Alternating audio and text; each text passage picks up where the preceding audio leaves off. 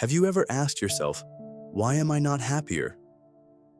Despite having a decent job, supportive friends, or even fun hobbies, there can be a lingering sense that something's missing. Our culture bombards us with quick-fix solutions.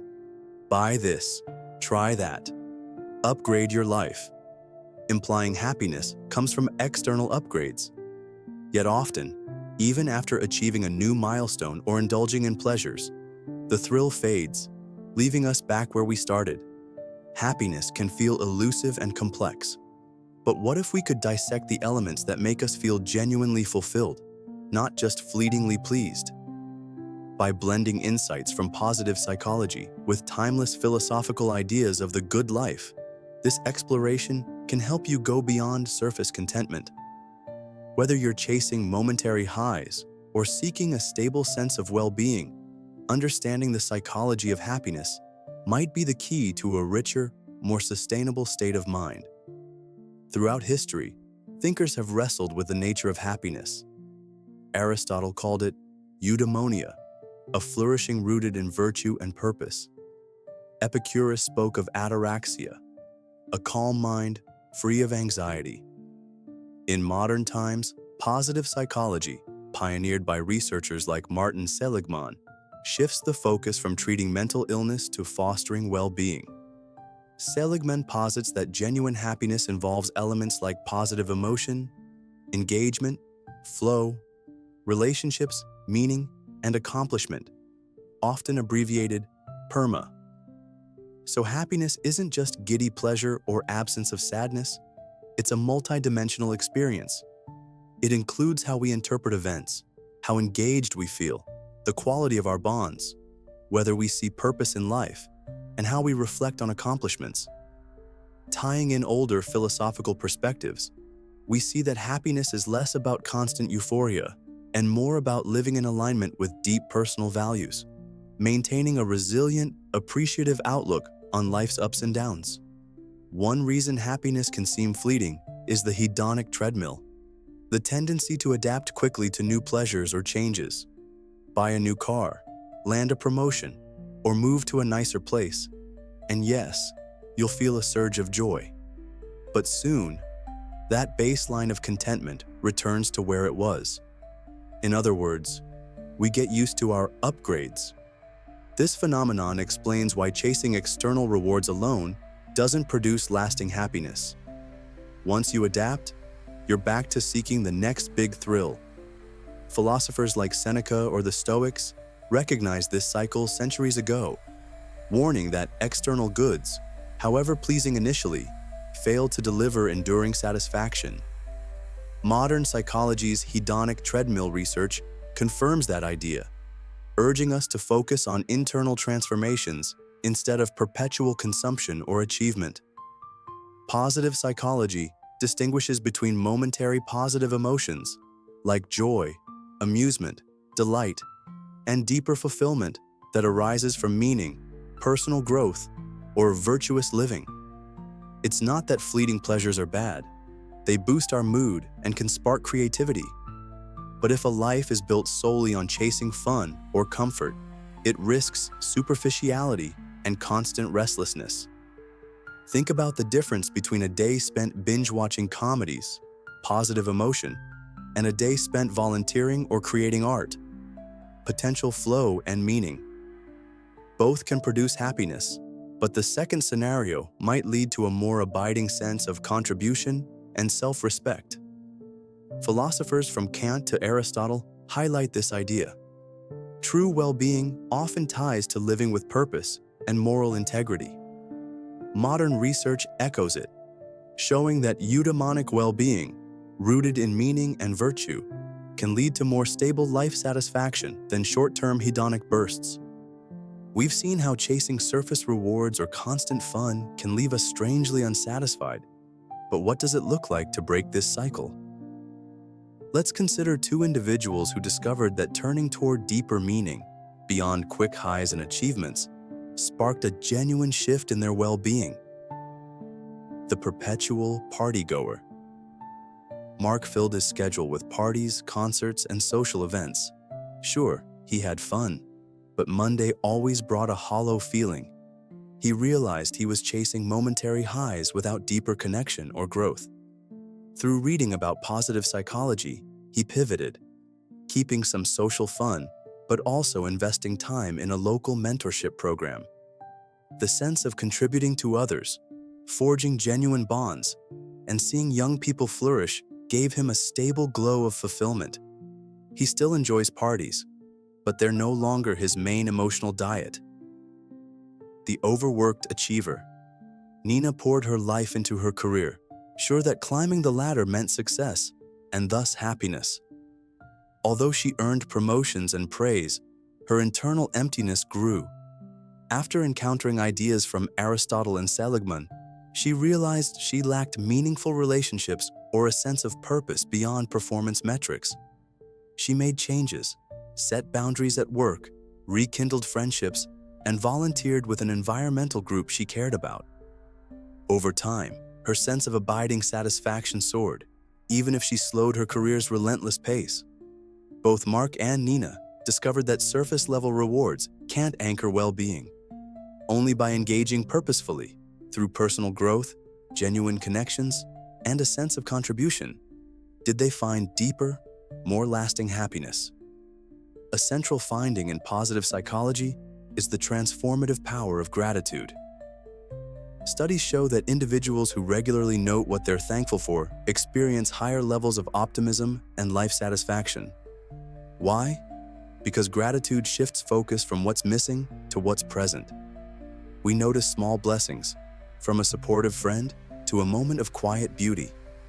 This fosters contentment and reduces envy or restlessness. Similarly, mindset, particularly a growth versus fixed mindset, impacts happiness. Those with a growth mindset see challenges as opportunities, interpret failures as learning, and remain more resilient. This aligns with many philosophical teachings. Adopting a perspective that welcomes adversity, within reason, can lead to a richer, more adaptive sense of self-worth. Let's distill some actionable steps from psychology and philosophy. Daily gratitude note. Jot down 2 to 3 things you appreciate each morning or evening. They can be small, a warm bed, a funny text, or profound, good health, caring friends. Flow-seeking activities. Find tasks that fully absorb you. Writing, playing music, solving puzzles. Flow states, deep engagement, enhance happiness by merging challenge with skill. Acts of kindness. Doing something supportive or thoughtful for others without expecting a return raises well-being for both giver and receiver. It fosters a sense of interconnectedness. Reflect on meaning. Periodically ask, are my actions aligned with my core values? This self-inquiry can keep you from drifting into shallow routines. Mindful presence. Whether through meditation or mindful breathers, cultivating the skill of being fully here helps anchor emotions and reduces anxious rumination. Balanced goals. Pursue achievements, yes, but remember the hedonic treadmill. Pair external goals with internal growth, like learning a new skill because it fascinates you, not just for status. By weaving these habits into daily life, you merge positive emotion with deeper meaning, creating a stable foundation for real happiness. It's a common misconception that focusing on meaning or virtue means denying yourself fun or comfort. That's not what philosophers or positive psychologists intend. Aristotle recognized the value of pleasurable experiences, but insisted they be woven into a life of ethical action. Positive psychology similarly notes that healthy well-being includes positive emotions, but not at the expense of ignoring deeper commitments. Think of it like a balanced diet. Purely hedonic pleasures are sweets, tasty, but not a nutritional foundation. Meanwhile, purposeful engagement is like wholesome meals, nourishing for the long run. A satisfying life typically blends both. The delight of a good meal or laughter with friends, plus the fulfillment of tackling personal challenges, giving back, and living consistently with one's moral compass. Connection is a key happiness booster. Humans are wired to belong. The Dalai Lama, as you may recall from earlier videos, points out that compassion and empathy enrich our well-being. From a positive psychology angle, strong relationships are central to a flourishing life. R, in Seligman's PERMA, stands for relationships. We don't just want acquaintances. We crave meaningful bonds where we're seen, heard, and valued. Quality over quantity. A handful of close relationships can provide more emotional support than dozens of surface-level contacts. Emotional availability. Show up genuinely. Ask friends how they're truly doing, or share your own vulnerabilities. Depth fosters connection more than image management. Shared purpose. Pursuing common goals, volunteering, or even hosting small gatherings can fortify a sense of community, leading to sustained happiness. Philosophically, Epicurus famously deemed friendship indispensable to a fulfilling life. Modern data confirm cultivating an authentic social circle fosters resilience, reduces stress, and heightens positive emotions overall. While focusing on happiness, it's crucial to avoid toxic positivity, the pressure to be upbeat constantly, dismissing natural sadness or difficulty. True well-being acknowledges life's ebb and flow. Philosophers and psychologists agree. Genuine happiness emerges when we engage our full emotional range, learning from pain as well as joy. Another hazard is social comparison. In an age of curated social media highlights, we may feel we're behind if we aren't living a glamorous lifestyle. This fuels envy or self-doubt, undermining contentment. Stoic advice to focus on what's in our control, a mindset, effort, moral choices, helps us resist the trap of measuring ourselves by external comparisons. Meanwhile, intentionally limiting social media or practicing gratitude can counter negative self-talk. Happiness isn't a final destination or a single emotion. It's a dynamic state, a tapestry woven from gratitude, meaningful pursuits, nurturing relationships, and honest self-reflection. Through positive psychology, we see how small daily habits, like journaling or acts of kindness, raise our baseline mood and build resilience. Through philosophical wisdom, we learn that living authentically, upholding core values, and maintaining perspective on life's transients deepen our satisfaction.